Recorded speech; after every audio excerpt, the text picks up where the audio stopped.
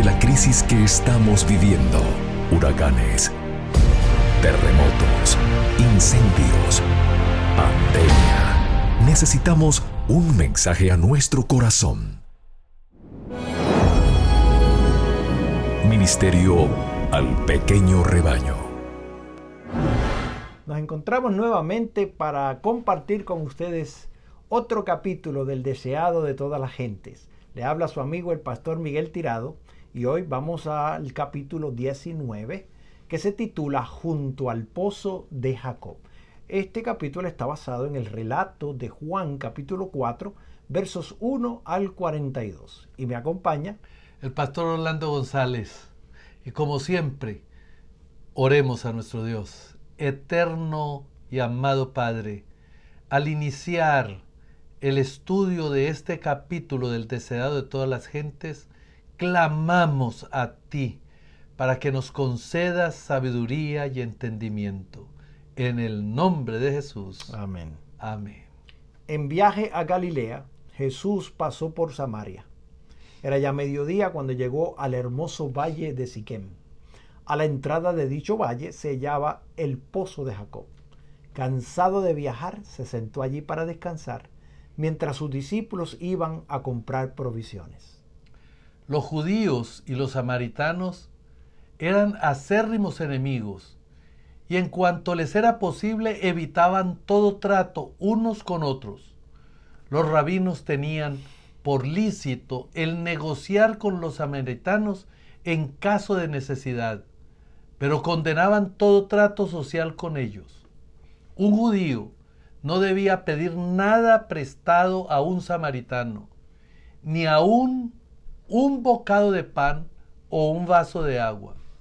Los discípulos, al ir a comprar alimentos, obraban en armonía con la costumbre de su nación, pero no podían ir más allá.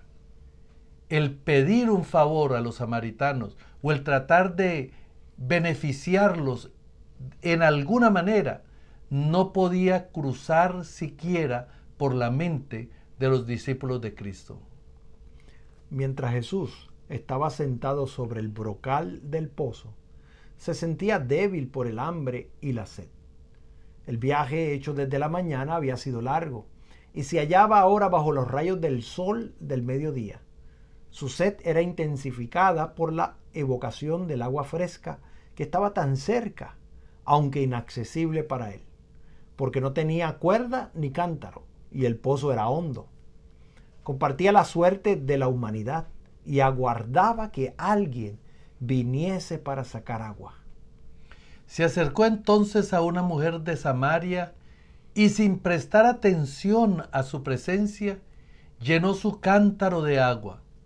Cuando estaba por irse, Jesús le pidió que le diese de beber. Ningún oriental negaría un favor tal. En el oriente se llama al agua el don de Dios. El ofrecer de beber al viajero sediento era considerado un deber tan sagrado como los árabes del desierto se tomaban molestias especiales para cumplirlo. El odio que reinaba entre los judíos y los samaritanos impidió a la mujer ofrecer un favor a Jesús, pero el Salvador estaba tratando de hallar la llave de su corazón y con el tacto nacido del amor divino, Él no ofreció un favor, sino que lo pidió. El ofrecimiento de un favor podría haber sido rechazado, pero la confianza despierta confianza. El Rey del Cielo se presentó a esta paria de la sociedad pidiendo un servicio de sus manos. El que había hecho el océano, el que rige las aguas del abismo, el que abrió los manantiales y los canales de la tierra, descansó de sus fatigas junto al pozo de Jacob y dependió de la bondad de una persona extraña para una cosa tan insignificante como un sorbo de agua. La mujer se dio cuenta que Jesús era judío. En su sorpresa se olvidó de concederle lo pedido. e indagó así la razón de tal petición. ¿Cómo tú, siendo judío, me pides a mí de beber, que soy mujer samaritana? Jesús contestó: si conocieses el don de Dios, ¿y quién es el que te dice, dame de beber? Tú pedirías de él y él te daría agua viva. Es decir, ¿te maravilla que yo te pida un favor tan pequeño como un sorbo de agua del pozo que está a nuestros pies?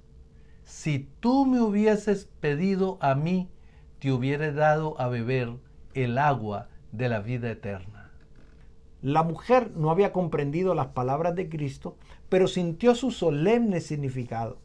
Empezó a cambiar su actitud despreocupada, suponiendo que Jesús hablaba del pozo que estaba delante de ellos. Dijo: Señor, no tienes con qué sacarla, y el pozo es hondo. ¿De dónde pues tienes el agua viva? ¿Eres tú mayor que nuestro padre Jacob, que nos dio este pozo del cual él bebió? Ella no veía delante de sí más que un sediento viajero, cansado y cubierto de polvo. Lo comparó mentalmente con el honrado patriarca Jacob. Abrigaba el sentimiento muy natural de que ningún otro pozo podría ser igual al cavado por sus padres. Miraba hacia atrás a los padres y hacia adelante a la llegada del Mesías, mientras la esperanza de los padres, el Mesías mismo, estaba a su lado y ella no lo conocía. ¿Cuántas almas sedientas están hoy al lado de una fuente de agua viva? Sin embargo, buscan muy lejos los manantiales de la vida. No digas en tu corazón: ¿quién subirá al cielo? Esto es para traer abajo a Cristo. ¿O quién descenderá al abismo? Esto es para volver a traer a Cristo de los muertos. Cercana está la palabra en tu boca y en tu corazón. Si confesares con tu boca al Señor Jesús y creyeres en tu corazón que Dios le levantó de los muertos, serás salvo. Jesús no contestó inmediatamente la pregunta respecto de sí mismo, sino que con solemne sinceridad dijo: cualquiera que bebiere de esta agua volverá a tener sed, mas el que bebiere del agua que yo le daré, para siempre no tendrá sed, mas el agua que yo le daré será en él una fuente de agua que salte para vida eterna. El que trate de aplacar su sed en las fuentes de este mundo, bebe tan solo para tener sed otra vez. Por todas partes hay hombres que no están satisfechos. Anhelan algo que supla la necesidad del alma, pero un solo ser puede satisfacer esta necesidad. Lo que el mundo necesita, el deseado de todas las gentes, es Cristo. La gracia divina que Él solo puede impartir es como agua viva que purifica, refrigera y vigoriza al alma. Jesús no quiso dar a entender que un solo sorbo de agua de vida bastaba para el que la recibiera. El que prueba el amor de Cristo lo deseará en mayor medida de continuo, pero no buscará otra cosa. Las riquezas, los honores y los placeres del mundo no le atraen más. El constante clamor de su corazón es: más de ti. Y el que revela el alma su necesidad aguarda para satisfacer su hambre y sed. Todo recurso en que confíen los seres humanos fracasará. Las cisternas se vaciarán, los estanques se secarán, pero nuestro Redentor es el manantial inagotable. Podemos beber y volver a beber y siempre hallar una provisión de agua fresca. Aquel en quien Cristo mora tiene en sí la fuente de bendición, una fuente de agua que salte para vida eterna.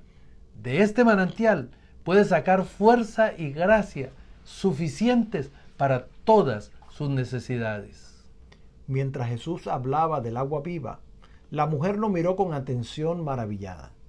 Había despertado su interés y un deseo del don del cual hablaba. Se percató de que no se refería al agua del pozo de Jacob, porque ésta bebía de continuo y volvía a tener sed.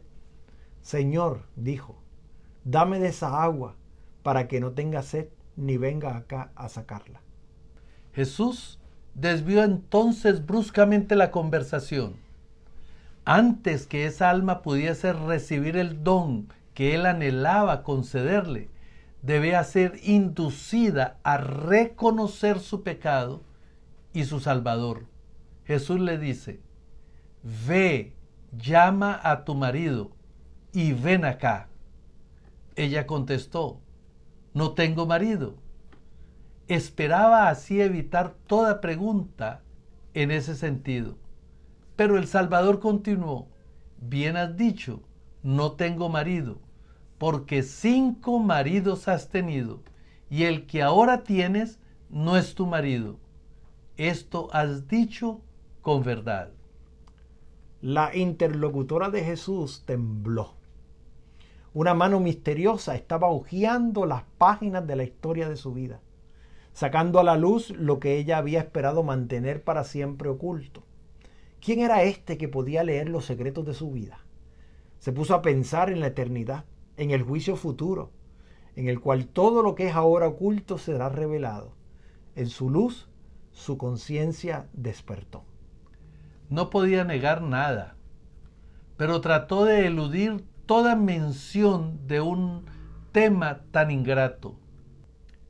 Con profunda reverencia dijo, Señor, paréceme que tú eres profeta.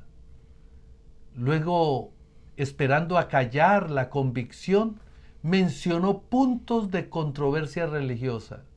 Si él era profeta, seguramente podría instruirla acerca de estos asuntos en disputa desde hacía tanto tiempo. Con paciencia Jesús le permitió llevar la conversación a donde ella quiso. Mientras tanto, aguardaba la oportunidad de volver a hacer penetrar la verdad en su corazón. Nuestros padres adoraron en este monte, dijo ella, y vosotros decís que en Jerusalén es el lugar donde es necesario adorar. A la vista estaba el monte Gerizim. Su templo estaba derribado y solo quedaba el altar. El lugar del culto había sido tema de discusión entre los judíos y samaritanos. Algunos de los antepasados de estos últimos habían pertenecido a Israel, pero por causa de sus pecados el Señor había permitido que fuesen vencidos por una nación idólatra. Durante muchas generaciones se habían mezclado con idólatras cuya religión había contaminado gradualmente la suya. Es cierto que sostenían que sus ídolos tenían como único objeto hacerles acordar al Dios viviente, el gobernante del universo. No obstante, el pueblo había sido inducido a reverenciar sus imágenes esculpidas. Cuando el templo de Jerusalén fue reconstruido en los días de Esdras, los samaritanos quisieron contribuir a su erección juntamente con los judíos. Este privilegio les fue negado y esto suscitó una amarga animosidad entre los dos pueblos. Los samaritanos edificaron un templo rival sobre el monte de Gerizim. Allí adoraban de acuerdo con el ritual mosaico, aunque no renunciaron completamente a la idolatría, pero los azotaron desastres. Su templo fue destruido por sus enemigos y parecían hallarse bajo una maldición, a pesar de lo cual se aferraron todavía a sus tradiciones y a sus formas de culto. No querían reconocer el templo de Jerusalén como casa de Dios, ni admitían que la religión de los judíos fuese superior a la suya. En respuesta a lo que mencionara la mujer, Jesús dijo, mujer, créeme, que la hora viene cuando ni en este monte ni en Jerusalén adoraréis al Padre. Vosotros adoráis lo que no sabéis. Nosotros adoramos lo que sabemos, porque la salud viene de los judíos. Jesús había demostrado que él no participaba de los prejuicios judíos contra los samaritanos. Ahora se esforzó en destruir el prejuicio de samaritana contra los judíos. al par que se refería al hecho de que la fe de los samaritanos estaba corrompida por la idolatría, declaró que las grandes verdades de la redención habían sido confiadas a los judíos y que de entre ellos había de aparecer el Mesías. En las Sagradas Escrituras tenía una clara presentación del carácter de Dios y de los principios de su gobierno. Jesús se clarificó con los judíos como el pueblo al cual Dios se había dado a conocer. Él deseaba elevar los pensamientos de su oyente por encima de cuanto se refería a formas, ceremonias y cuestiones controversiales. La hora viene, dijo él, y ahora es cuando los verdaderos adoradores adorarán al Padre en espíritu y en verdad, porque también el Padre tales adoradores busca que le adoren. Dios es espíritu, y los que le adoran en espíritu y en verdad es necesario que le adoren. Aquí se declara la misma verdad que Jesús había revelado a Nicodemo cuando dijo: a menos que el hombre naciere de lo alto, no puede ver el reino de Dios. Los hombres no se ponen en comunión con el cielo visitando una montaña santa o un templo sagrado. La religión no ha de limitarse a las formas o ceremonias externas. La religión que proviene de Dios es la única que conducirá a Dios. A fin de servirle debidamente debemos nacer del Espíritu Divino. Esto purificará el corazón y renovará la mente, dándonos una nueva capacidad para conocer y amar a Dios. Nos inspirará una obediencia voluntaria a todos sus requerimientos. Tal es el verdadero culto. Es el fruto de la obra del Espíritu Santo. Por el Espíritu es formulada toda oración sincera, y una oración tal es aceptable para Dios. Siempre que un alma anhela a Dios, se manifiesta la obra del Espíritu, y Dios se revelará a esa alma. Él busca adoradores tales, espera para recibirlos y hacerlos sus hijos e hijas. Mientras la mujer hablaba con Jesús, le impresionaron sus palabras. Nunca había oído expresar tales sentimientos por los sacerdotes de su pueblo o de los judíos. Al serle revelada su vida pasada, había llegado a sentir su gran necesidad. Comprendió la sed de su alma, que las aguas del pozo de Sicar no podrían nunca satisfacer. Nada de todo lo que había conocido antes le había hecho sentir así su gran necesidad. Jesús la había convencido de que leía los secretos de su vida. Sin embargo, se daba cuenta de que era un amigo que la compadecía y la amaba.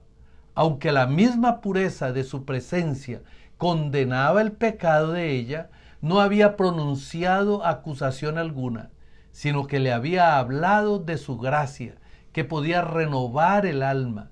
Empezó a sentir cierta convicción acerca de su carácter y pensó: ¿no podría ser este el Mesías que por tanto tiempo hemos esperado?